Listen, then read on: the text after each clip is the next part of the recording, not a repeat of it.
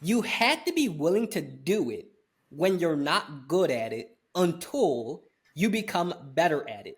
And there comes this point where your results are so undeniable that you say, I'm at least this good. I may not be Tony Robbins level. I might not be speaking to 50,000 people in a NFL stadium, but I've spoken to 500.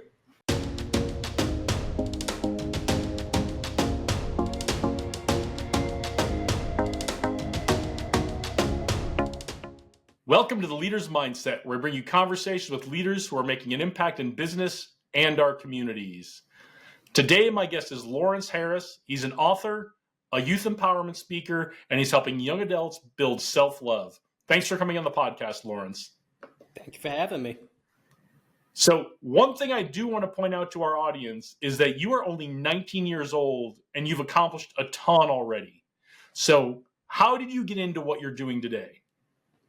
Well, it's an interesting story because the way I got into going up on stages and podcasts inspiring young adults ultimately come down to helping my own inner child. Because growing up, my dad was never abusive up until the age of 13, which at that point I was working on a school project on my phone, and one thing leads to another, and he just blacks my eye. And that's an experience that led down a spiral of me feeling lost. It led me to feeling as if nothing I could ever do mattered in life. And I made my entire life about keeping my younger siblings safe. And over those years, I began to realize that, okay, I cannot change what has happened to me, but I can make something out of this. I can figure some way to get better. At the age of 14, I was diagnosed by my therapist with complex post-traumatic stress disorder. And moving through life, every time the smallest thing would trigger me, I was mentally snapped back to that 13-year-old on that black couch. So I had to learn how to heal that, like how to understand the way your brain works, how it processes trauma, how it processes triggers in order to actually rewire the way I think.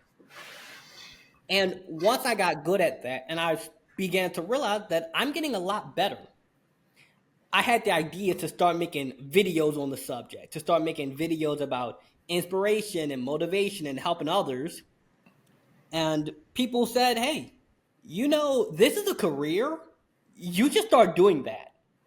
So that's the long story short of how at 19, I have 4 years of experience speaking it to teens and young adults on self-love and improving their outlook on life. Yeah, and one of the great things you do with those teens is you help them develop stronger resilience to negative impacts and negative outcomes in their lives.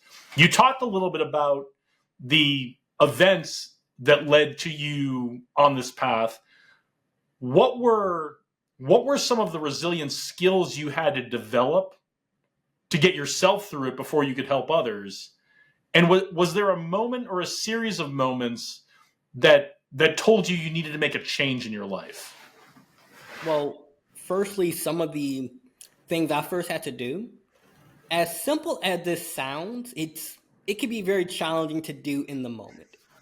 We've all heard this before. Stop and think. You're really upset, you're emotional, you're angry, something triggered you, something made you feel bad. It could be as major as a death in the family.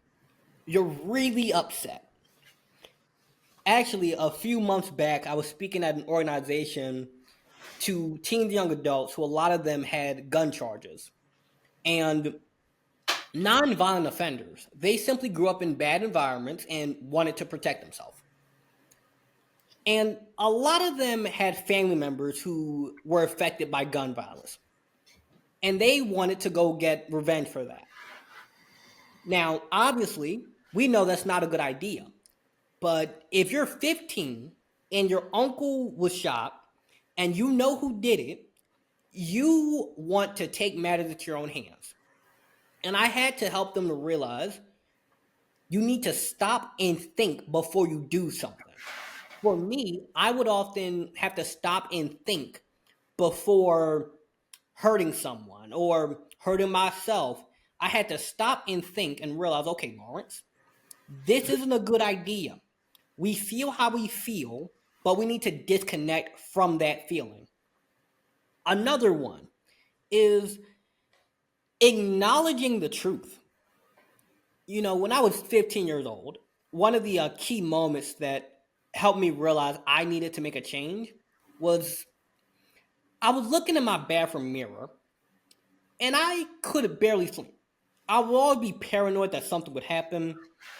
I was always worried that things are going to get worse. But then I asked myself, why? Why did I feel like I've been running from myself for the last 2 years? Why do I feel that nothing I ever do is good enough? Why? And then I got the answer. It's because I was running from the truth. I was running from the things I hadn't healed about myself. I was running from the things I didn't want to admit. And I was running from the feeling that things would never get better. And that's a painful thing to admit. But one of the other important things about resilience that I had to learn the hard way was you have to go through something hard in order to develop it, and you only get the resilience after the fact. I think that's a really important point. Resilience is not an academic exercise. You can't go read a book and do a workbook and then, now you've got resilience, right? It doesn't work that way. You really have to go through some things to develop resilience. So after you realized that you were running from yourself, what was the first action you took to make a change? I cried. That's the very first thing I did, because when that truth hit me, it was like a train.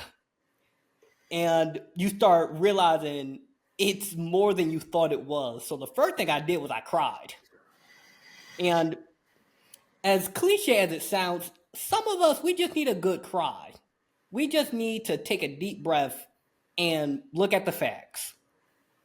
But in terms of actionable steps that someone can take, and I say this all the time, you can use this in your personal life. You can use it professionally. If you're an entrepreneur, you can use this. If you have children, tell them to do this. Get a journal and write in it. Just write how you feel. Write what's on your mind. Because it can be hard to, even though at the time I had a therapist and I had family and friends and people who cared about me, it was hard to say this to them. It was really hard to talk about what you're going through. The journal does not judge you. It's just there. It doesn't need to make sense when you write it down. It just is how you feel in this moment. And then you reflect on it. You read what you wrote down and you say, okay, what can I do about this? I got fired from my job. What can I do? I got broken up with. My dog got hit by a bus. Whatever you're going through, what can I do? My business isn't making sales. People aren't clicking on my product. People aren't ordering my book. What can I do? I know how I feel, but now, what can I do to change this? Can I change this? Can I make a difference? And that's something that you can just immediately take action on. Write, journal, reflect. And when you reflect on it and you find solutions, you solve the problem. That's great, because I did want to ask you about journaling, and you pretty much have answered my question on that before I had to ask it. But I am curious, how did your mindset shift? How did your emotional state shift after you started doing this? So, a lot of things. journaling, I'm trying to answer this question concisely because I once did an Take your time. hour-long There's speech. no need to rush through this. Yeah. I once did an hour-long speech on the sole subject of journaling and how it affects your brain. So, for those who aren't aware of like the neuroscience of it, your brain is a wet computer. And inside of it, you have these things called neurons, and they connect to each other. So when you go press on a laptop and you hit a certain button, you will get a certain outcome. Journaling allows you to look at the code of your brain, reflect on that, and over time make changes. So instead of whenever someone gets you mad, you feel the urge to fight them, you journal on that subject. Whenever people make me mad, I want to fight them. Why? Oh, it's because when you were growing up, this is how you saw your dad acting. Do I want to act like that? No. What can I do to stop acting how he acted and stop fighting people whenever I get mad? You can take a deep breath. You can walk away. Let me start doing that. And every time you change a behavior, every time you become aware of something, it allows you to change the pattern and the code that your brain operates on. And then you apply this to your emotions. You apply this to how your eating habits, your health, your diet, who you're around, your habits. Journaling is one of the most impactful things you can do in any area of your life because you're becoming aware, you're understanding why you do what you do, where that comes from, where those emotions come from, where that habit, how what you grew up influenced who you are today. And the fact that now you're aware of it, you can change it. Now, whether or not you do the effort to change it, whether or not you do the hard work needed to rewire your habits is up to you. But at least now you know. Then journaling also helps you with your business because you've been trying to grow this business for the last 3 years. You've done everything that the success coaches online have told you to do. You've done drop shipping and ads, and you tried affiliate marketing, and you made YouTube videos, and you've done everything, but it seems nothing's working. And you journal about this. Okay, I've tried this, I've tried that. It seems like nothing's working. And you just stare at this paper until an idea comes to you. And then you realize, wait, the reason why it's not working is because I'm doing everything that the success coaches are telling me to do. And ironically, people connect with people. If you're doing what everyone else is doing, you don't stand out. So the best way to stand out, obviously this is going to be different depending on what industry you're in. If you're selling oil and gas, this probably won't apply to you. But if you're not selling a utility like oil, gas, things like that, people want to buy from people. Be you, add your own flavor to it. And journaling also helps you to understand the fundamentals of who you are. Not what you were told to be, not your name, not your race, not where you're from, not what language you speak. Who are you? What makes you you? What is that spark inside of you that the world cannot replicate? What's that thing that sets your soul on fire? What's that higher calling you feel inclined to? What sparks you? Journaling, journaling truly is a cheat code to so many problems. Yeah, those are amazing. Those are the kinds of questions that people have been asking themselves since the beginning of time. Yeah. I can see how people might get frustrated with journaling because the answers don't come quickly. What's your advice for folks who have started journaling or want to start journaling and are struggling to answer those questions? Oh, well, very simple. Just set a 5-minute timer to journal every day.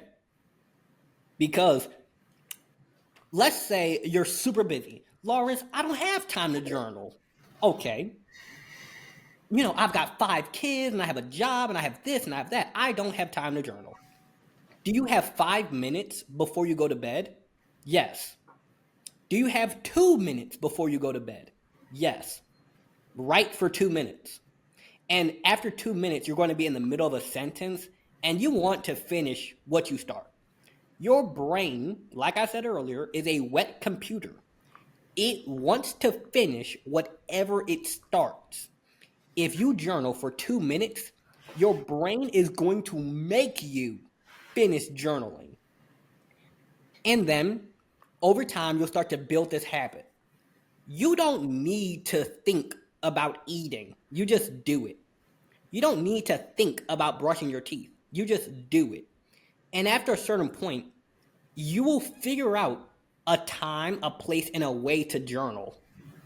And then as time goes on, the answers will come. I'm not telling you that on day one, you need to try and figure out the meaning of life. No, just write about your day. Dear diary, today at work, someone got on my nerves and I felt mad. The end. Day 2, dear diary, I'm starting to understand why I'm mad. Day 3, now I figured out what can I do when I'm mad.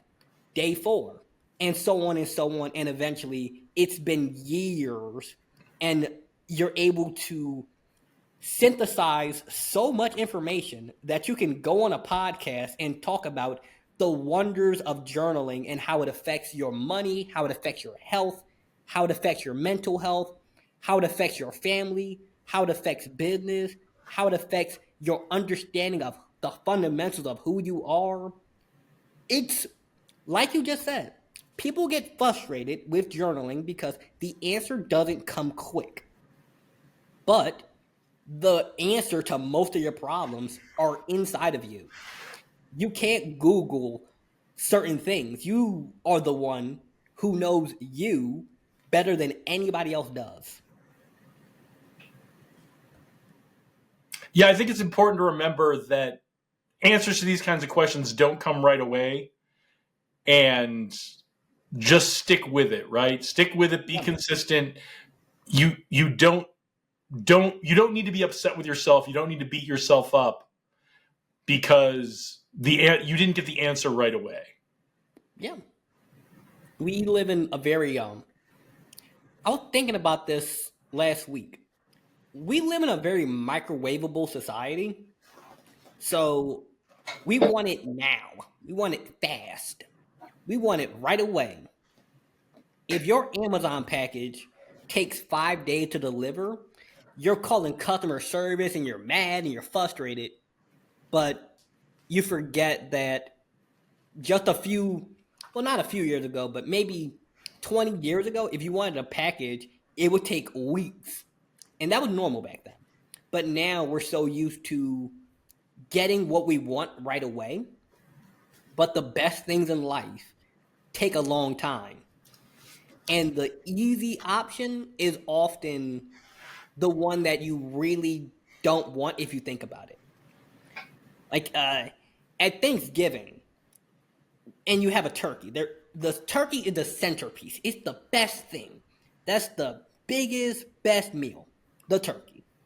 However, the turkey takes the longest to make. It takes you like 10 hours to make a turkey.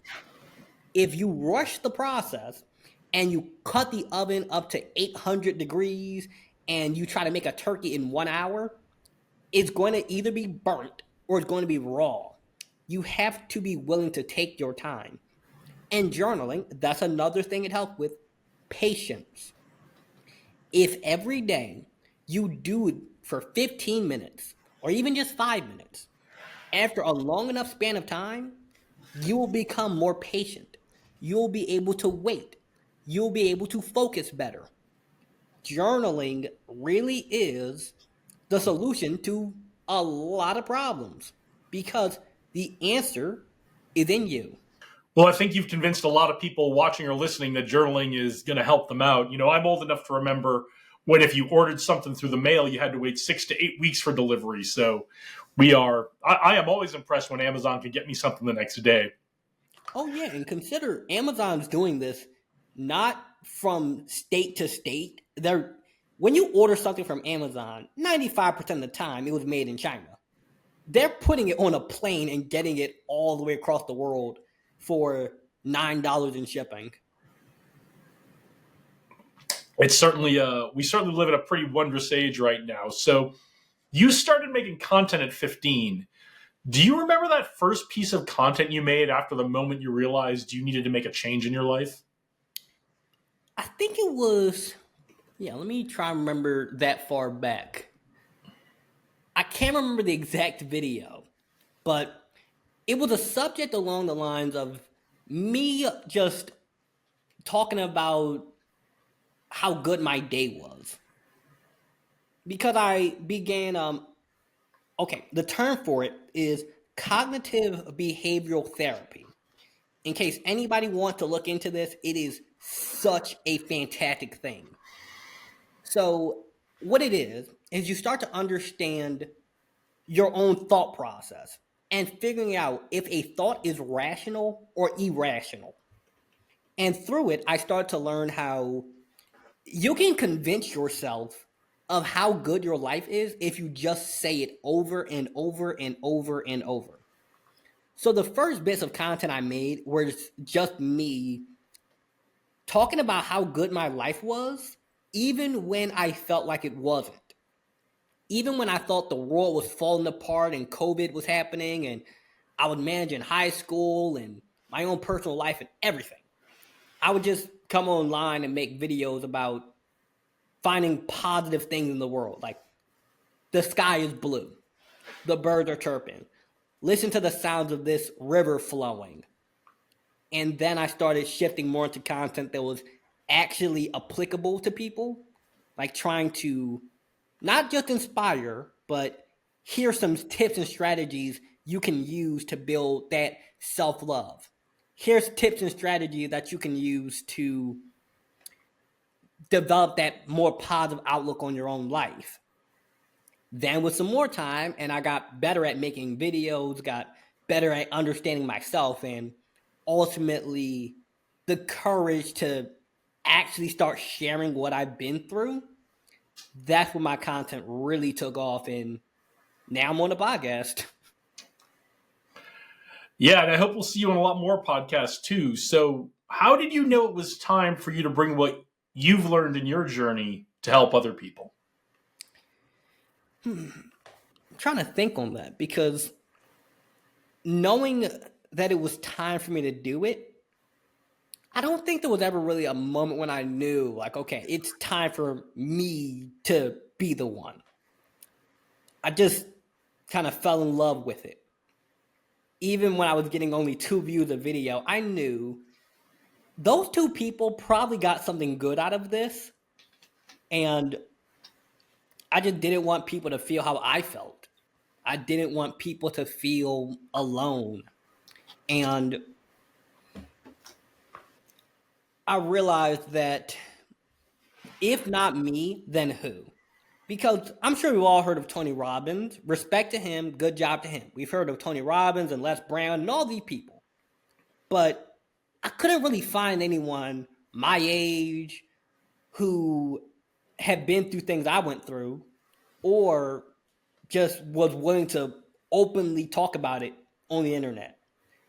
And I realized that there's somebody out there who needs to hear what I've been through. Even if that person is much older than me, they can relate. Even if that person is much younger than me, they can relate. And when I started to go places, like on stages, and I had people coming up to me afterwards crying and telling me how much hearing my story helped them to better understand themselves, I would say that was one of the moments when I knew the power in this.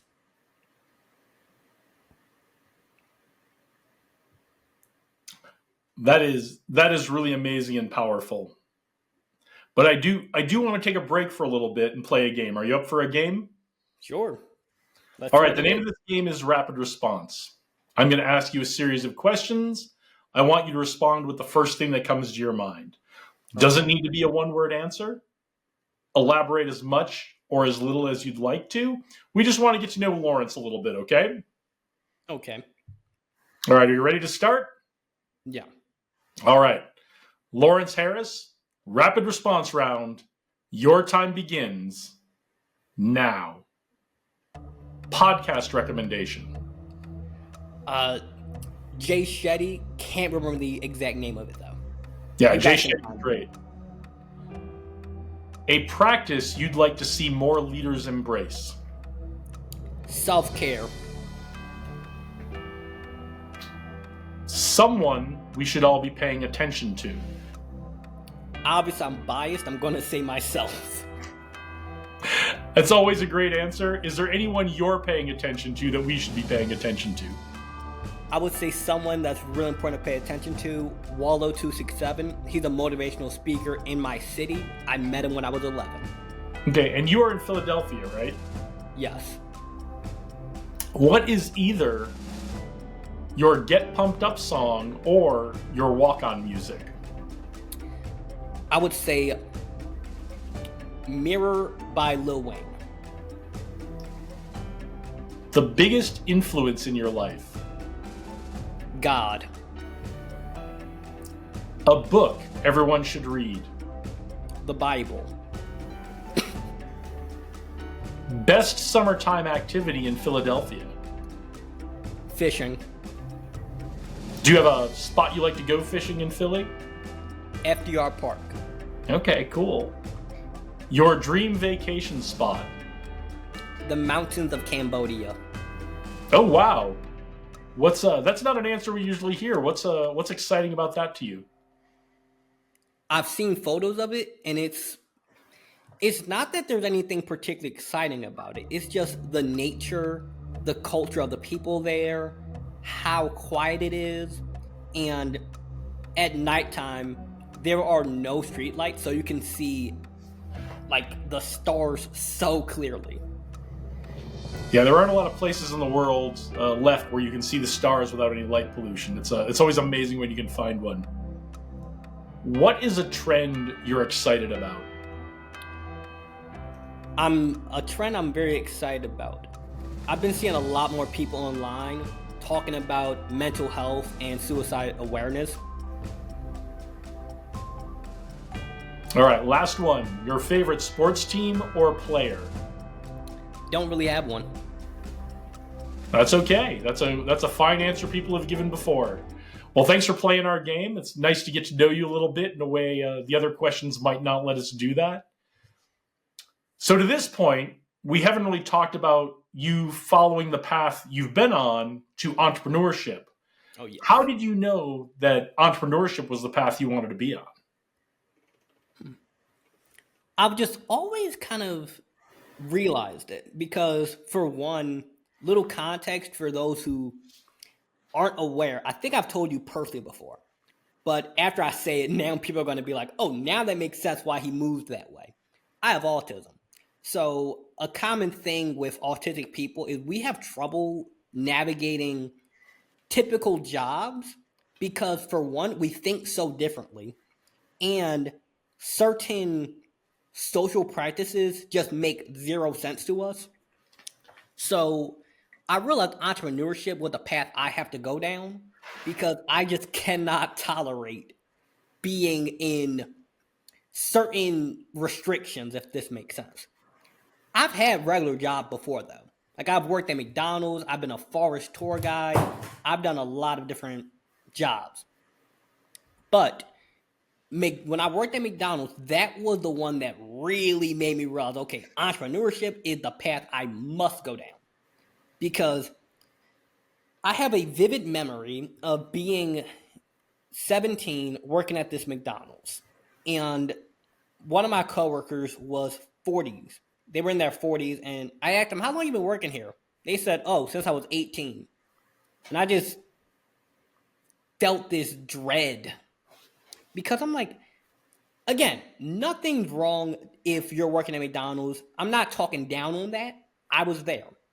I'm simply saying that elevation and having the freedom to do what I want when I want is very important to me. I don't know if it's the fact I'm a teenager.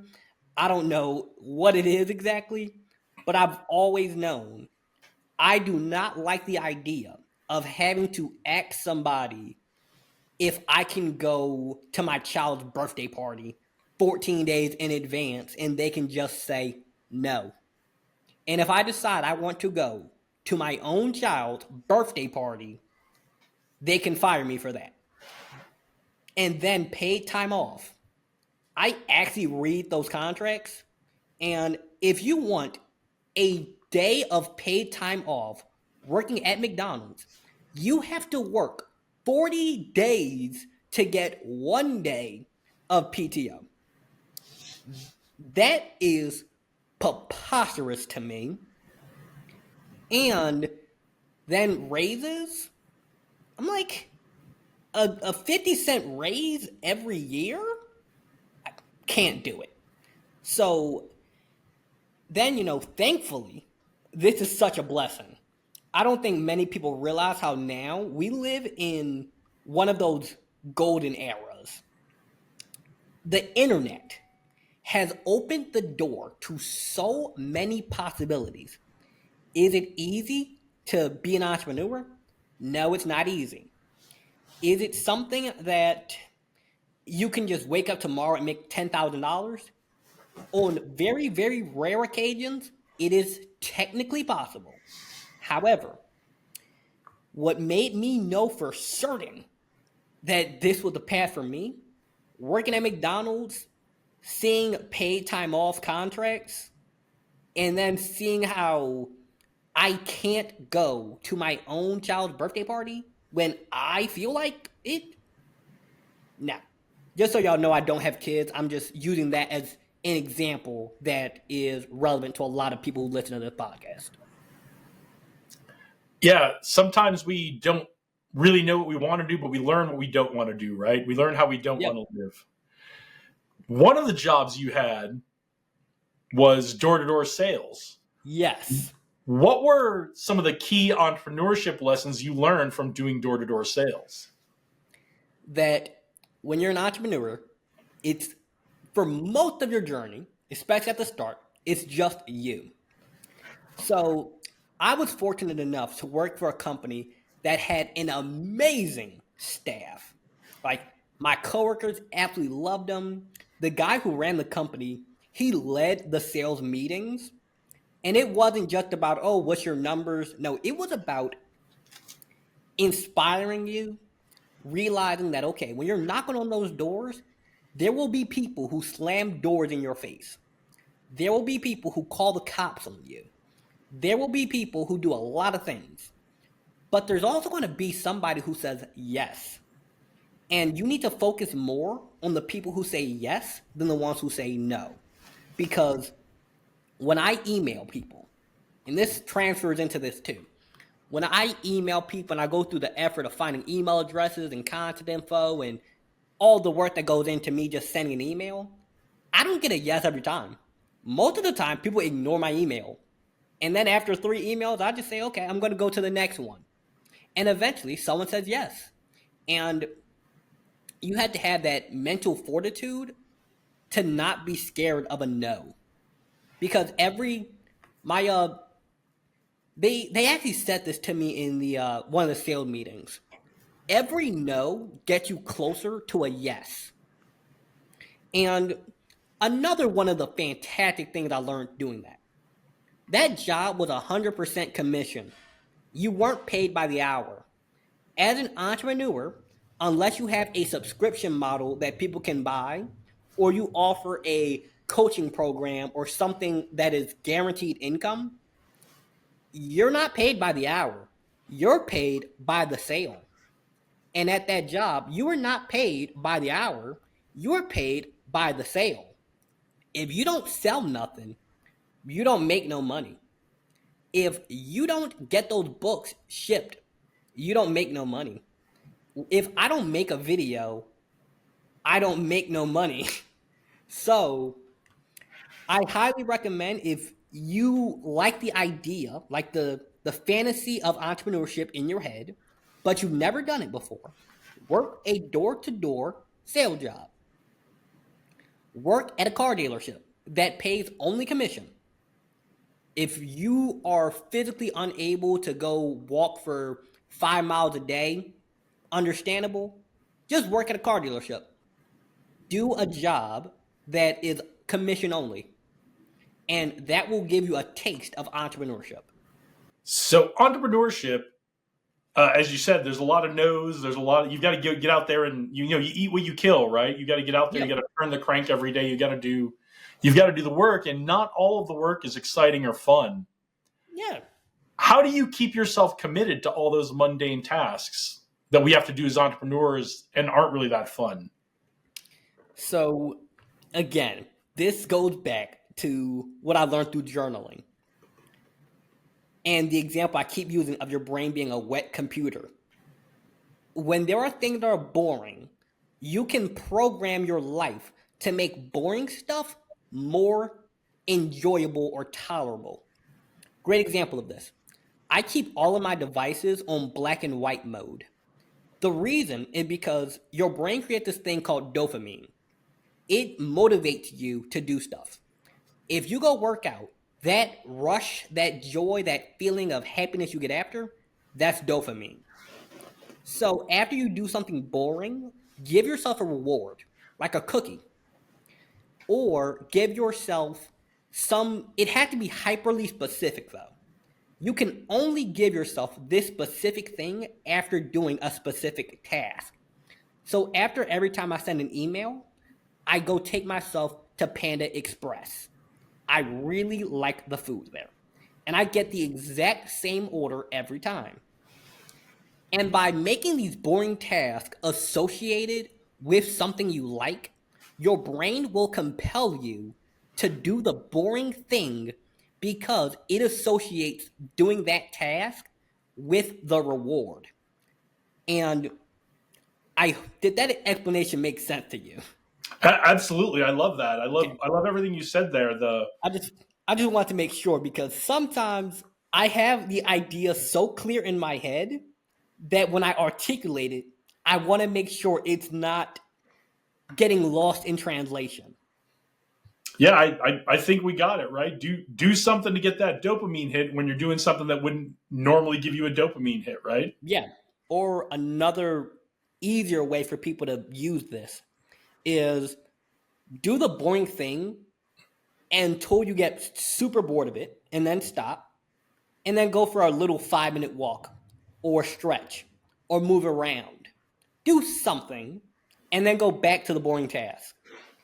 And this is how a lot of people, you have trouble reading. You're like, I can only read for 2 minutes and then I lose focus. Okay, read for 2 minutes, lose focus, take a 1-minute break, and then go back to reading.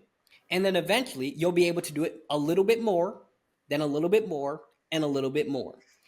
At first, when I started sending emails, it was so boring that I could only send 5 emails a day.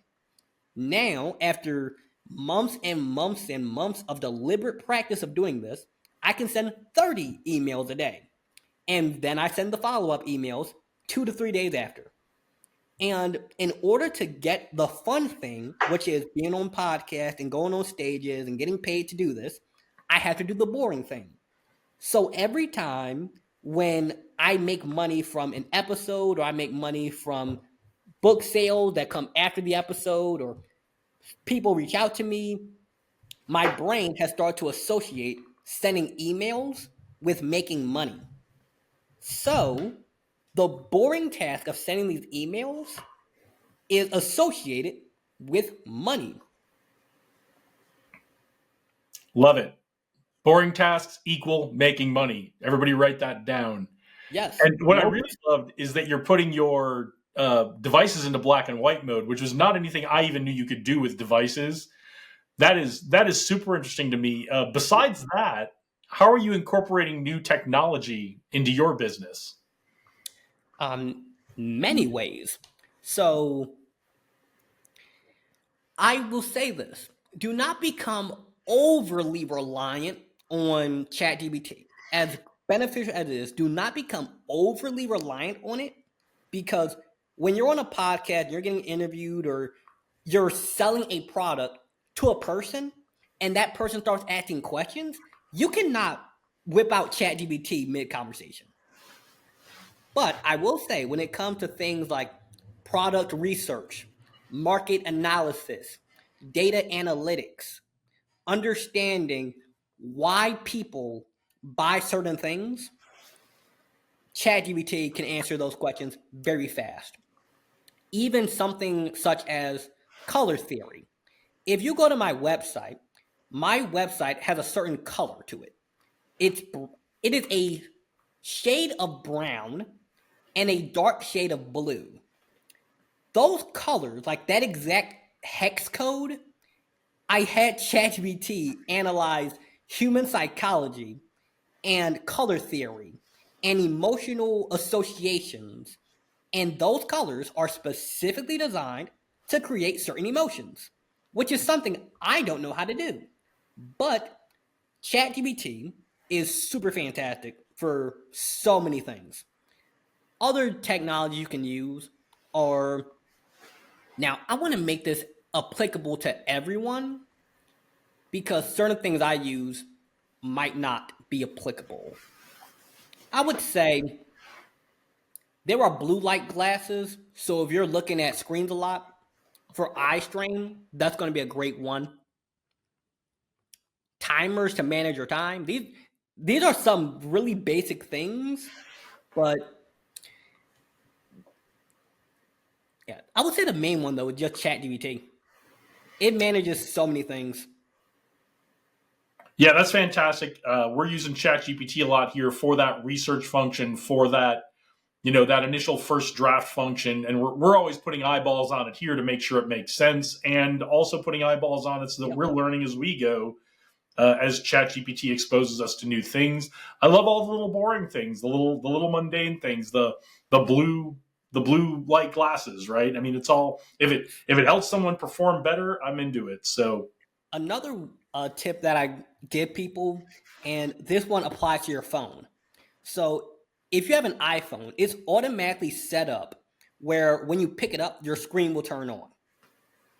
And what I do is, you can go into your settings. It's called Rise to Wake. You're going to turn that off. So when you pick up your phone, your screen does not turn on.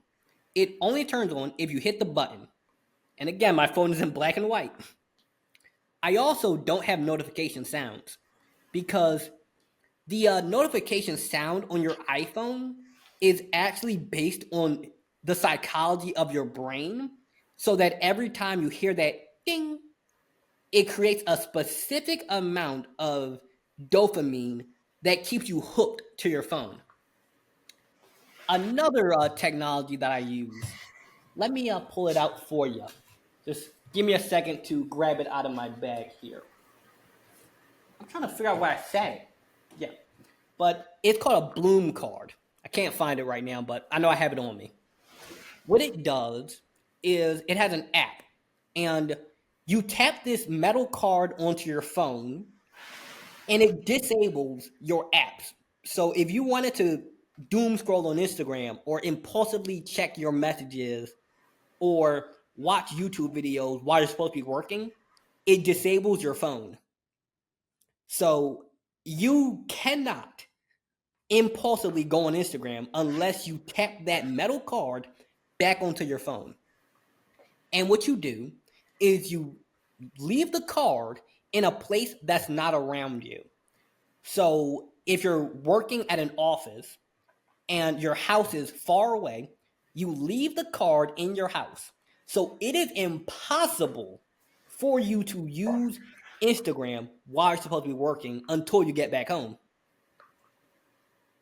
that is fascinating. I mean, I've heard of similar things that are software based on phones that won't disturb you, won't let you access certain apps while they're on. But the physical aspect of the card as a key you have to access certain apps is really interesting. Yeah. The reason why they developed that specifically was because you can just override the apps. You can just override the button on the apps. iPhone comes with a thing where it has screen limits, but you can just say ignore. You cannot do that with this card. It's impossible to. And for the low price of $40, you can get it mailed to your house. The app does not have a subscription. You don't have to pay for it after you get it. You just pay the $40. They mail you this card. And if you ever need to get a new one, you pay for a new card. That's how they stay in business. That is really fascinating. I had not heard of that. Yes. One of the areas leaders and entrepreneurs and other successful people have a hard time with is imposter syndrome. What's your advice to someone who may be feeling that right now?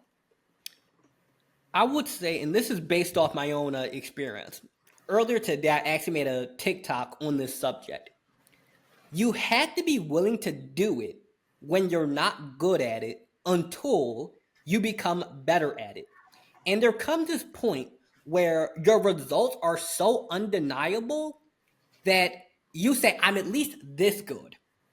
I may not be Tony Robbins level. I might not be speaking to 50,000 people in a NFL stadium, but I've spoken to 500. So that means I'm that good. I'm at least that good. And then as time goes on, you get better and better and better. Now, imposter syndrome is a lie that you tell yourself. Again, your brain is a wet computer. This is something that I want you all to write this down. Your brain is a wet computer, and its job is to keep you from dying. Imposter syndrome is keeping you safe. The idea is that your brain doesn't want you to stand out too much, because if you stand out too much, you're a big target. I don't want to make a lot of money because then people are only going to want me for my money. I don't want to become super famous because then people are only going to want to be around me because I'm famous. However, if you're an entrepreneur, you have to make a lot of money to pay your rent. You have to be well-known enough to get customers. So the advice I'm going to give you for overcoming that imposter syndrome is do it even when you don't feel as confident as you want to be. And eventually you'll start to realize that, wait, I'm actually kind of good at this. I don't think Drake has imposter syndrome because he's got millions and millions and millions of followers. But there are people who do have imposter syndrome despite that. So it's about the identity that you have with yourself. It's about validating yourself even when you don't have the results. And when you do have results, validate yourself based on yourself, not based on what other people say about you. Because if you place your self-worth in other people's opinions, one moment people love you, the next they don't. Some people like you, some people don't. But in order to fix your imposter syndrome, you have to have an identity that is so strongly rooted in who and what you are that you don't allow one person's opinion to throw you off. That's amazing advice. I'm already starting to think of all the ways I can use that myself. So what's coming up for you for the rest of 2025? Ooh, that's a lot. August 5th, I have a podcast interview. August 11th, I have another one. On August 26th, I'm flying to Detroit, Michigan to do a podcast, and it's going to be the biggest one I've ever been on. This thing has like 77,000 subscribers. So that's going to be a huge opportunity. I'm going to be there for 3 days. They've got a house for me to stay in, food covered, all expenses, everything. I just have to pay for my flight. In October, I'll be speaking to an organization in my city about teen mental health. In May of next year, I've got a bunch of stuff lined up. So it's a lot, and I'm shocked because, you know, one thing I do want to contribute again on the point of imposter syndrome is that I don't think it's something that just always goes away. It's going to come up again and again at some point. It's like a little whisper that's going to creep in there.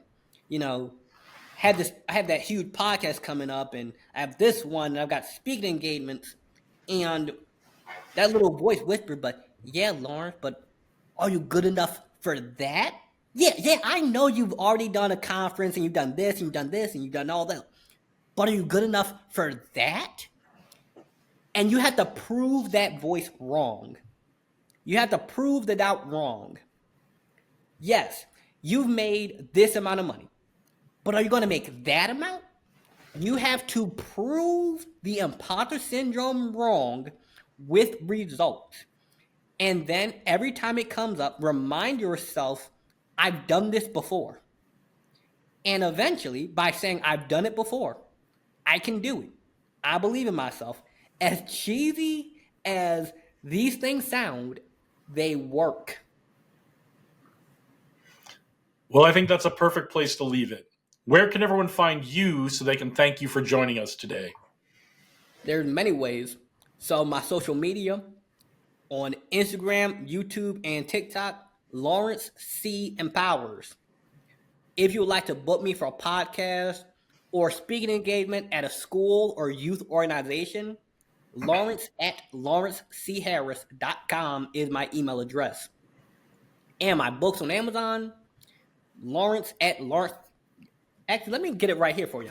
Yeah, hold it up. Amazon, my most recent one is Power to the People. You can find that on Amazon.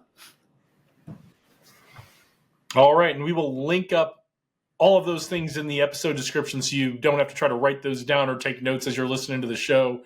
I want to thank everybody for watching and listening today. If you found this conversation valuable, go ahead and share it with someone who can use it. Leave us a comment. Don't forget to subscribe. And if you're on a podcast platform where you can leave a review, please leave us a 5-star review. It'll really help us get these episodes out with all these great leaders like Lawrence and expose them to more people. So we've got a lot more coming your way in the coming weeks.